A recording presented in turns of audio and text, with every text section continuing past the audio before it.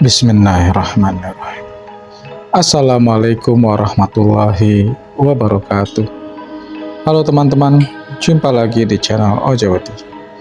Terima kasih kepada teman-teman yang telah mensupport dan mendengarkan channel ini, agar channel ini makin berkembang dan bisa diterima oleh khalayak yang lebih ramai. Seperti biasa teman-teman, jika sudah siap, selamat mendengarkan. Kos baru yang berisik. Suatu hari, ada seorang perempuan muda yang baru saja pindah di kos baru. Lokasi kosnya tidak berjarak jauh dari tempat pemakaman umum. Semua berjalan biasa saja, aman terkendali. Namun, keanehan datang ketika malam ketiga dia tinggal di kos tersebut. Saat itu, suasana sedang sepi-sepinya karena para penduduk banyak yang pulang ke kampung masing-masing. Malam itu, ketika ia sedang bersantai dalam kamar, tiba-tiba terdengar suara orang yang berlari-lari. Mulanya ia tak memperdulikan hal itu sama sekali. Namun, lama-kelamaan suara itu tak kunjung hilang dan tiba-tiba saja ada yang mengetuk pintu kamarnya dengan berulang kali. Ia pun segera membuka pintu karena pintu itu terus saja diketuk dan semakin keras. Ketika membuka pintu, ia pun tak menemukan satu orang pun di luar kamarnya. Tanpa berpikiran buruk sedikit pun, ia memutuskan untuk langsung tidur kala itu. Saat matanya mulai terpejam, ia kaget karena tiba-tiba suara ketukan pintu itu terdengar kembali. Dengan sedikit was-was, ia beranikan dirinya untuk kembali membuka pintu kamarnya.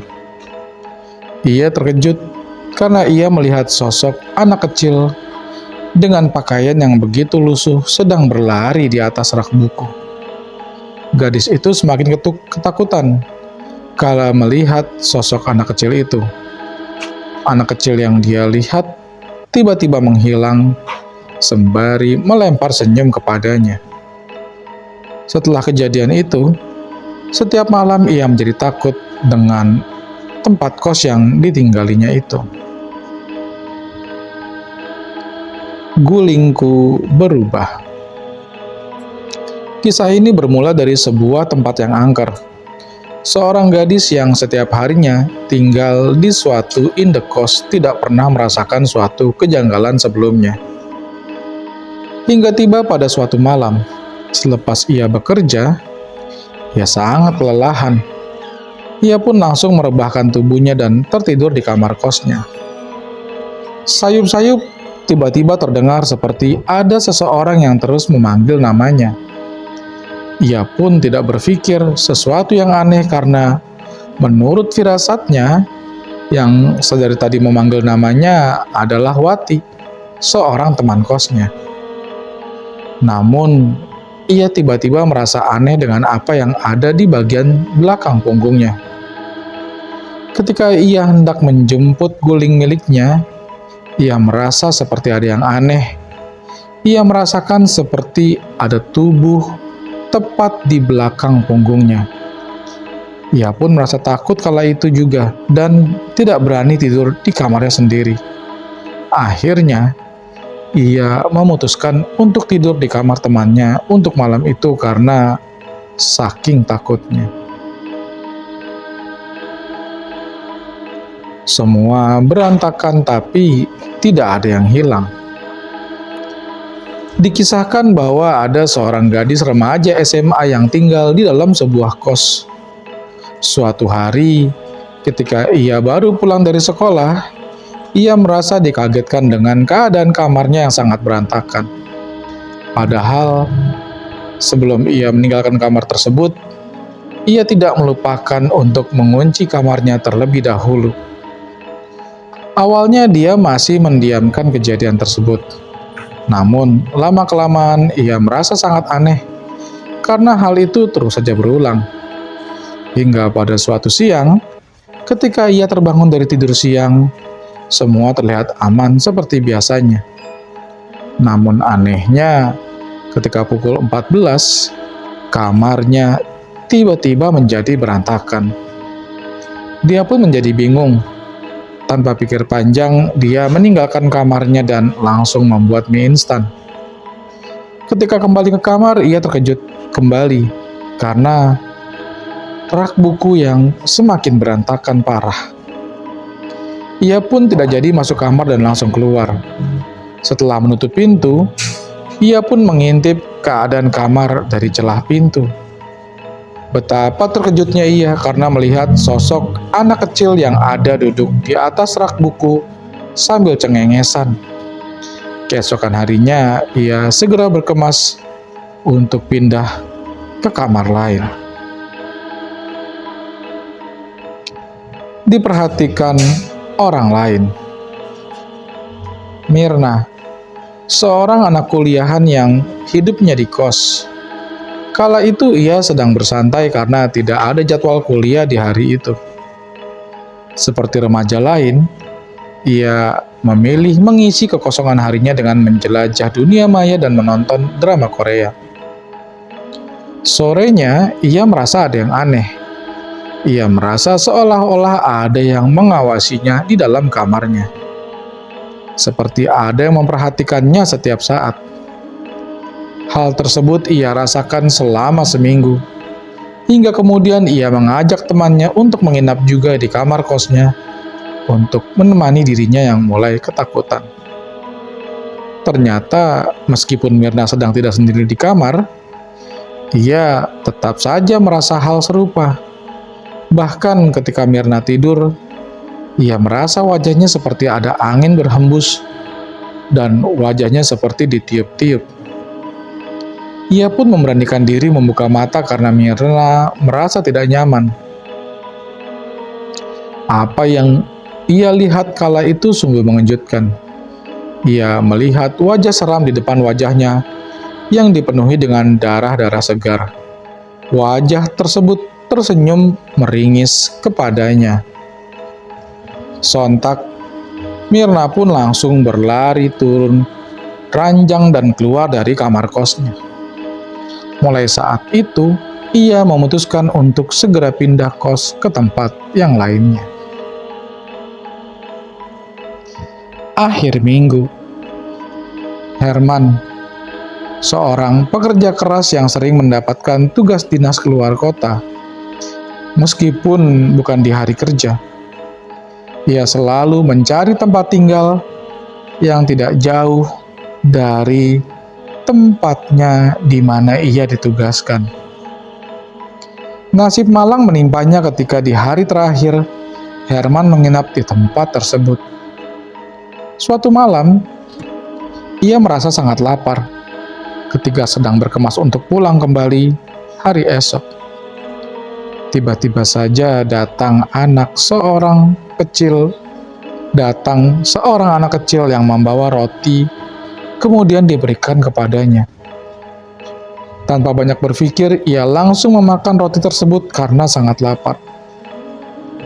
Setengah roti sudah dimakannya. Ia sadar ternyata ada ulat di dalam roti yang diberikan oleh anak tersebut. Herman pun tidak melanjutkan makan roti. Sampai juga di suatu malam kala itu, Herman merasa seperti ada suatu hal yang terjadi kepadanya. Ia seperti merasa ada tangan yang mengelus-elus kakinya. Saat itu, lampu kos kamar dia matikan, karena setiap kali tidur ia selalu mematikan lampu. Herman pun mencari saklar lampu untuk melihat apa yang sebenarnya ada di kakinya. Kemudian, berselang ia mendengar suara orang berteriak minta tolong kepadanya. Namun, setelah dilihat dan dicari-cari, ia tidak menemukan apapun. Terperangkap di dalam kos. Satu kos dihuni oleh 2 orang sudah merupakan hal biasa. Saat itu, mereka sedang menghabiskan akhir pekannya berdiam di kos dengan menonton film. Tidak seperti hari-hari biasanya yang terasa normal. Kala itu saat mereka sedang asik menikmati film, mereka diganggu oleh makhluk tak kasat mata. Karena salah satu dari keduanya mempunyai kemampuan seperti layaknya indera keenam, ia meminta makhluk itu untuk pergi dan jangan mengganggu. Tidak lama kemudian mereka dikagetkan dengan adanya darah yang menetes di lantai kamar kos. Karena panik, sontak mereka langsung memanjatkan doa-doa. Ternyata darah itu masih saja menetes terus. Mereka berdua pun semakin ketakutan. Ditambah lagi, mereka mendengar suara yang berasal dari dalam lemari. Lemari diketok dengan kerasnya.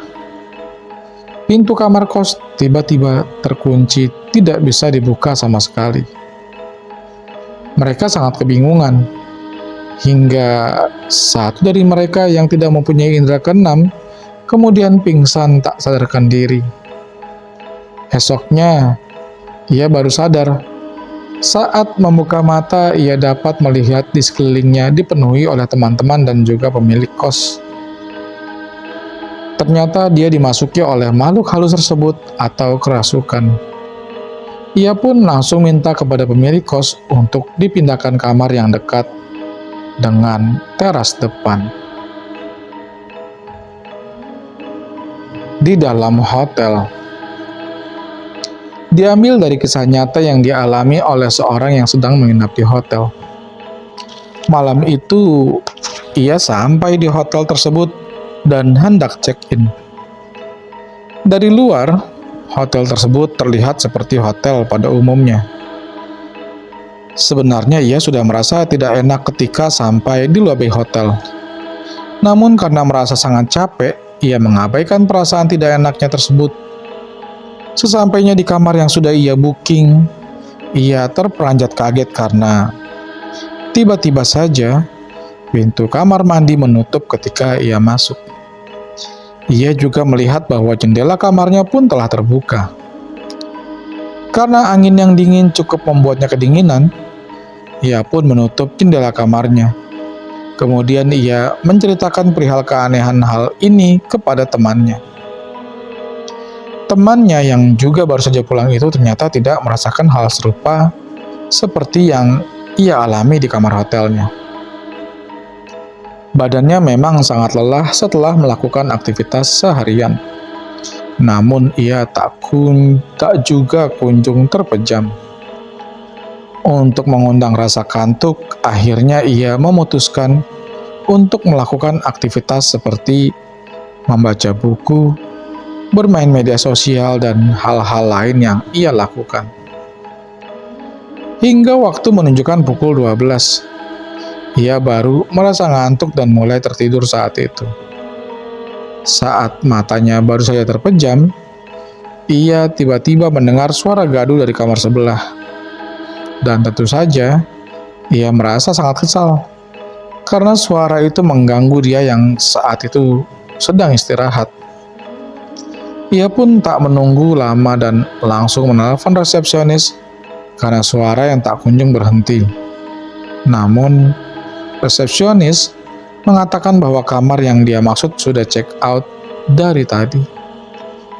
Ia pun makin heran dari mana asalnya suara tersebut. Ojek online. Pak Tejo adalah seorang ojek online yang berada di wilayah Purwokerto. Setiap harinya ia mengantarkan penumpang kemanapun sesuai dengan yang ditulis di aplikasi.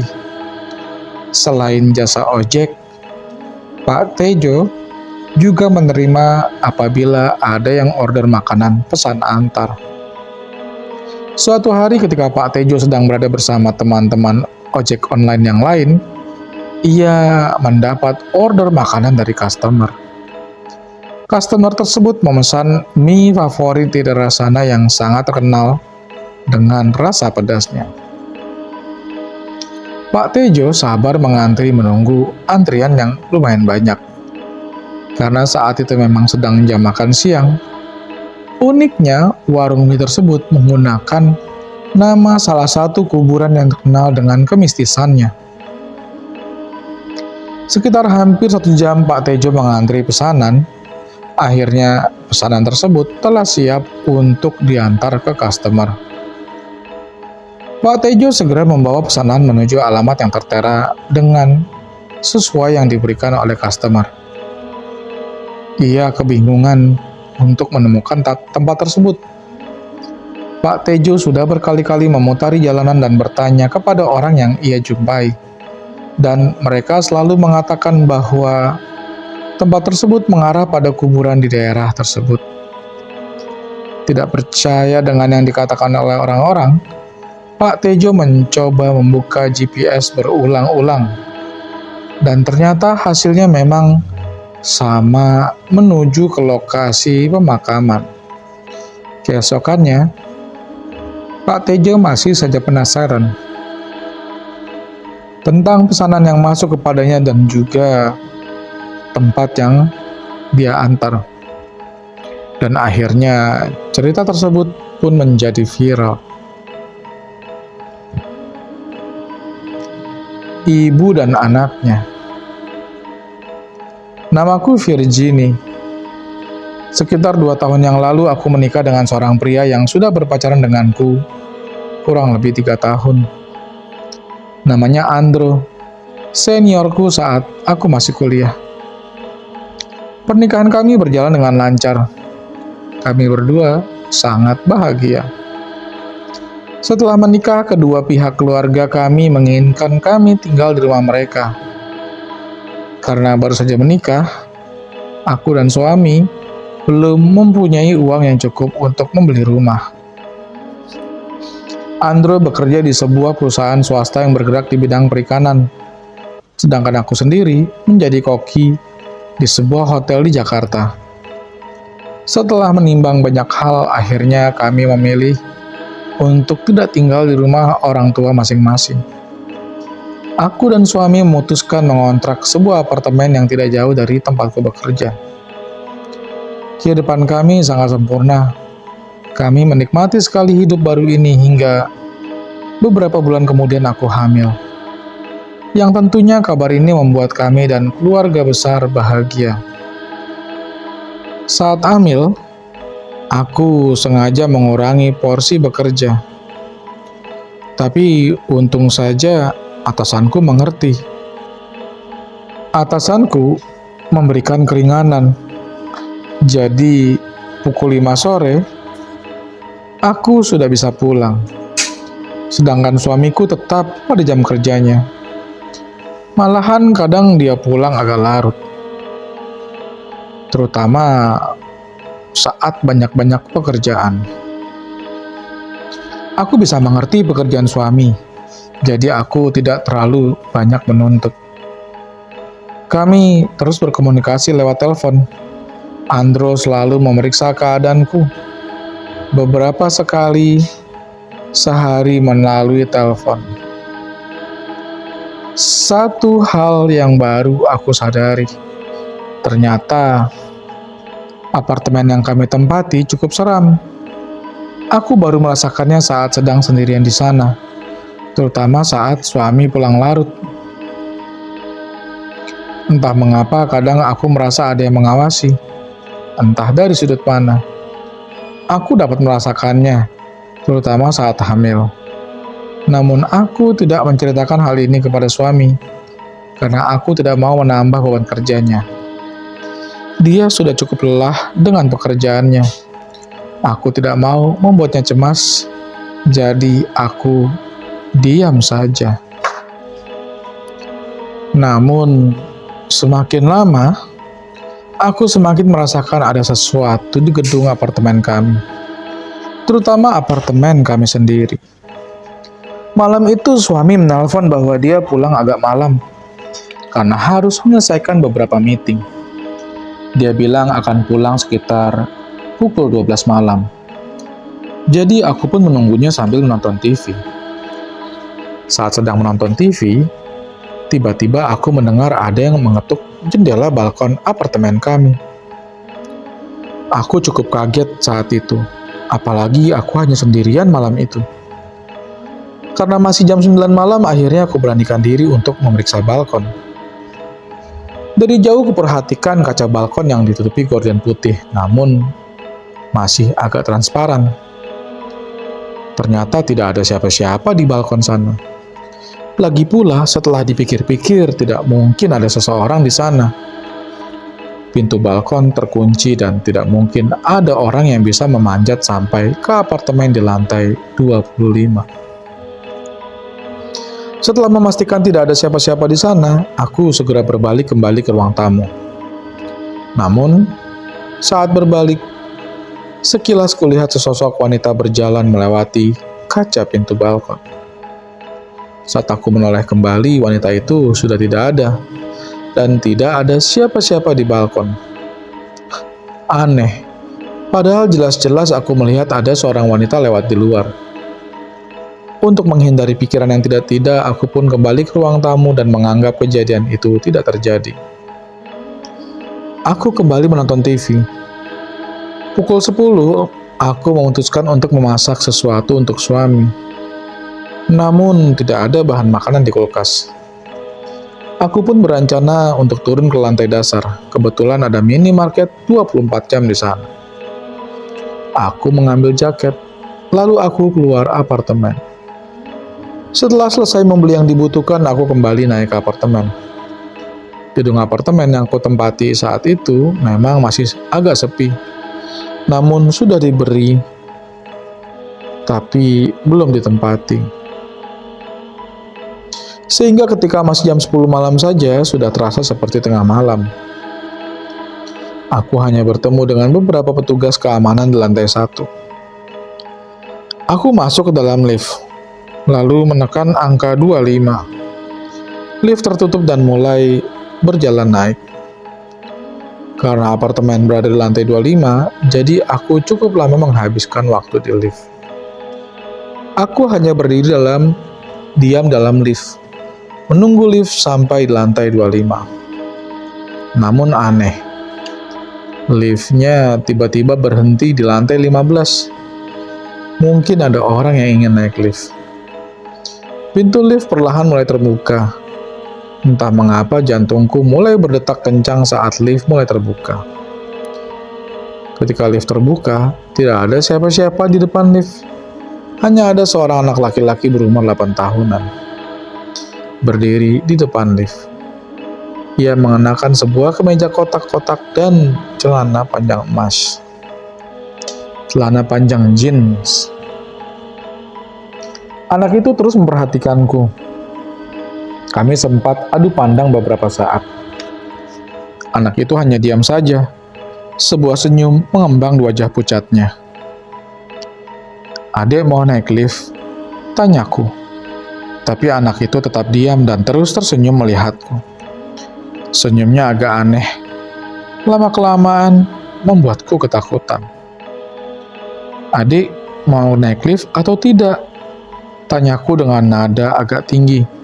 Tapi anak itu tetap diam. Wajahnya tidak berubah sama sekali.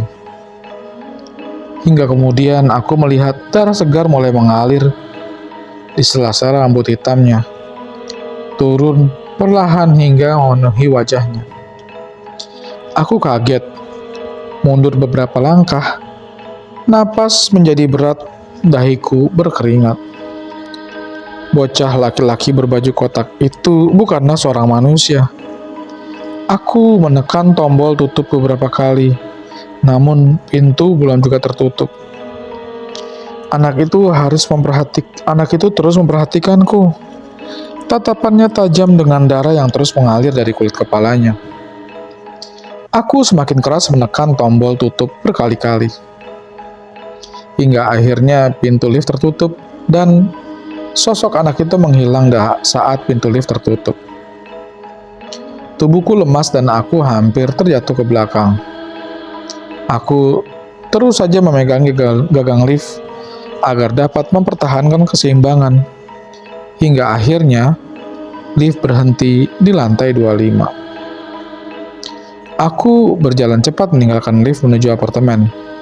Saat sampai ke dalam apartemen, aku mengunci rapat pintu apartemen. Aku pun jatuh tertunduk. Malam itu, aku melanjutkan niat memasak untuk suami. Saat aku sedang memasak, aku mendengar suara pintu balkon kembali diketuk. Aku sempat berhenti memasak untuk memastikan suara itu. Ternyata benar, ada yang mengetuk pintu balkon dari luar. Aku memutuskan untuk memeriksanya. Aku berjalan pelan-pelan dari dapur ke pintu balkon. Dari kejauhan, aku tidak melihat siapa-siapa di luar. Tapi aku harus tetap memastikannya. Aku mendekati pintu balkon. Ku buka tirai dan pintunya pelan-pelan. Seketika, angin dingin dari luar masuk ke dalam apartemen. Namun, aku tidak mundur. Perlahan-lahan, aku mengeluarkan sebagian tubuh keluar. Memeriksa sekitar balkon. Ternyata suasana balkon sangat sepi dan tidak ada apapun itu. Aku mengeluarkan tubuh sepenuhnya, namun saat itu aku sudah berada di balkon. Tiba-tiba, pintu balkon tertutup dengan kencang. Jantungku seakan berhenti saat mendengar bantingan pintu. Aku berusaha membuka pintu itu, namun pintu itu bergeming, tidak dapat dibuka. Aku panik. Aku mulai menggedor pintu kaca itu. Saat aku sedang menggedor, terdengar suara gemeretakkan dari belakang. Seperti suara tulang saling berbenturan. Nyaring, basah, dan lengket. Aku pun menoleh ke belakang. Tetapi tidak ada siapa-siapa di sana. Saat aku melihat ke bagian bawah tiang pembatas balkon, terlihat sebuah tangan berlumuran darah. Tangan itu berpegangan pada salah satu tiang, kemudian disusul dengan tangan lainnya. Kedua tangan itu dipenuhi luka lebam dan luka sayatan yang terus mengeluarkan darah.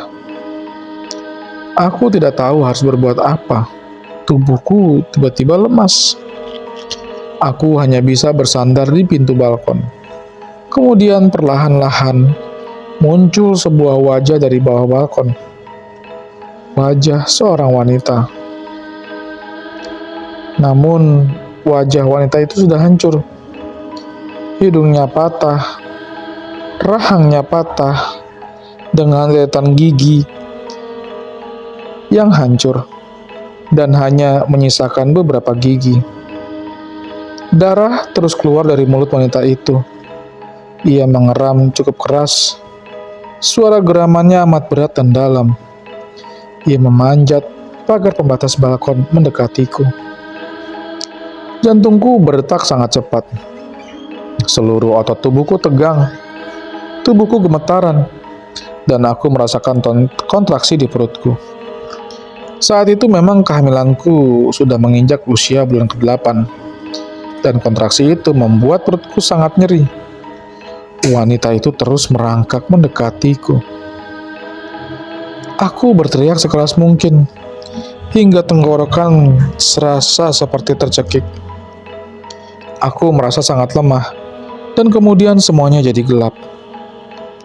Aku terbangun di sebuah rumah sakit dengan tempat tidur roda yang sedang berjalan. Ada 2 orang petugas di rumah sakit yang mendorong kasur roda itu, dan suamiku di samping sambil memegangi tanganku.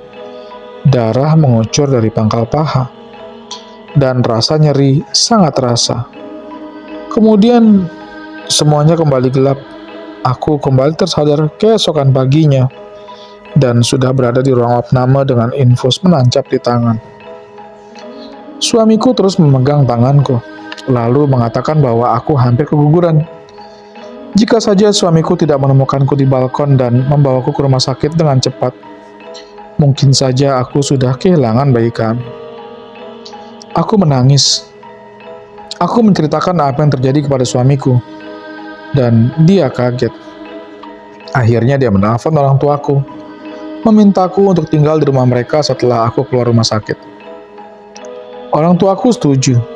Aku pun menceritakan semuanya kepada orang tuaku dan mereka kaget mendengarnya. Ayah memutuskan untuk memeriksa apartemen kami. Ia mendatangi apartemen kami. Saat hendak pulang, ia mengatakan kepada suamiku bahwa ada makhluk jahat di dalam apartemen kami. Ayah menyarankan kami untuk pindah, dan suamiku menyetujuinya. Setelah cukup sehat, dokter memperbolehkan aku pulang. Semenjak itu aku tinggal bersama orang tua hingga kelahiran anak pertama. Proses kelahiran anak kami berjalan lancar. Anak kami laki-laki. Saat anak kami lahir, kebetulan tabungan suami sudah cukup untuk membeli rumah. Kami membeli sebuah rumah di kawasan Bintaro. Sebuah rumah yang cukup besar untuk keluarga kecil. Kami pun pindah ke sana. Karena menimbang anak kami yang baru saja lahir, aku mengajak adik perempuanku untuk tinggal di rumahku. Jadi dia dapat menemaniku dan anakku selama proses penyembuhan. Beberapa minggu kami tinggal di rumah itu. Semua berjalan dengan lancar.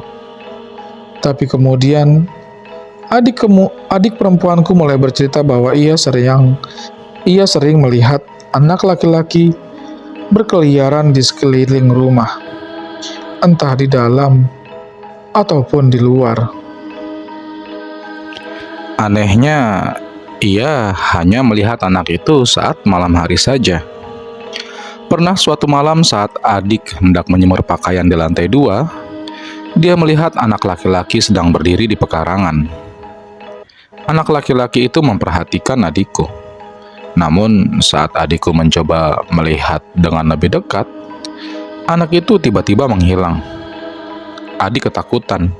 Ia langsung turun ke lantai bawah. Saat memeriksa pekarangan pun ia tidak menemukan apa-apa. Pernah juga suatu ketika adikku sedang berada di kamarnya mengerjakan tugas kuliahnya. Tiba-tiba saja pintu jendela kamarnya diketuk-ketuk. Saat dia periksa, dia melihat anak laki-laki itu berdiri di luar memandang adikku. Ia melambaikan tangannya di antara gelapnya pekarangan. Adikku langsung menutup tirai jendelanya.